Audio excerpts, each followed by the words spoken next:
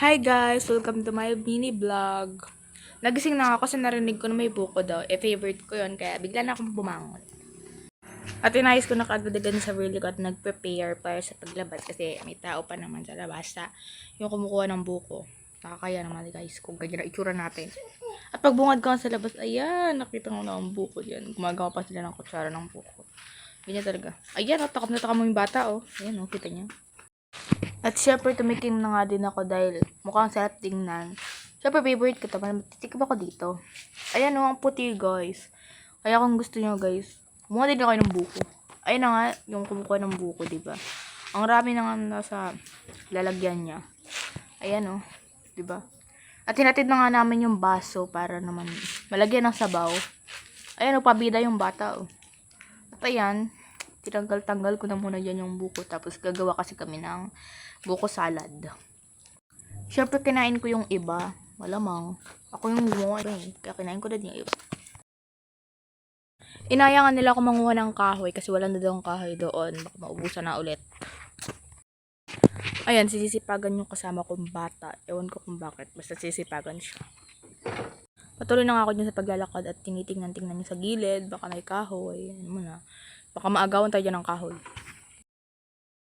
By the way, ang taas na pala dito ng damo. Dapat kasi pag-alinisan namin to.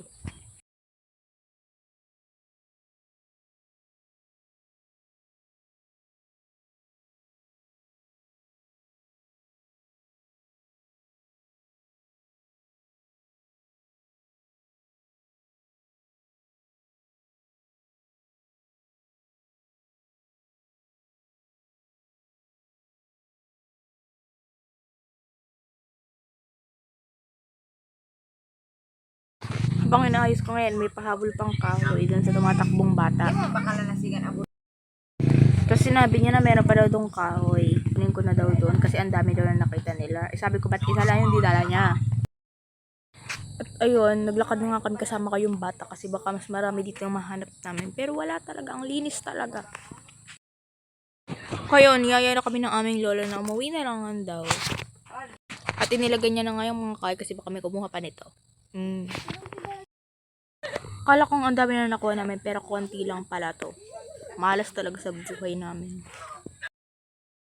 Kaya naglalakad na nga kami pabalik ng bahay. Wala, dito kami tumira, diba? Flex ko lang sa inyo ang aming patola. Grabe, ang dami na pala itong bulaklak. Yellow na yellow pa. Meron nga siyang konting bunga nito. Pero kapag lumaki na to guys, isibebenta ulit namin sa palengke. Ayan, maliit pa lang nga yung patola dito. Mukhang uulan na naman nga, kaya tingnan nyo naman yung kalangitan, sobrang dilim. Kaya nagugas na nga agad-agad ako dito ng mga plato at ginawa ko ng mga gawaing bahay. Agad-agad ko na nga itong tinapos dahil baka paparating na naman ng ulan. Kaya lalamigin na ako kapag gumawa ako ng tubig. Pinunasan ko na nga din pala yung aming floor. Nilalamig kasi ako tuwing binabasa ko yung kamay ko tapos umuulan, di ba? Malamig pa naman. At yung pinahigaan na inayos ko na nga para mas madali ako makatulog kapag nalalapig na ako.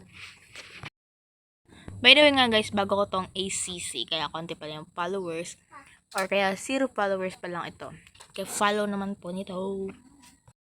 Kaya kung bago ka lang dito, follow nyo na. Lahat naman kayo dito bago eh. Hindi nyo pala kita.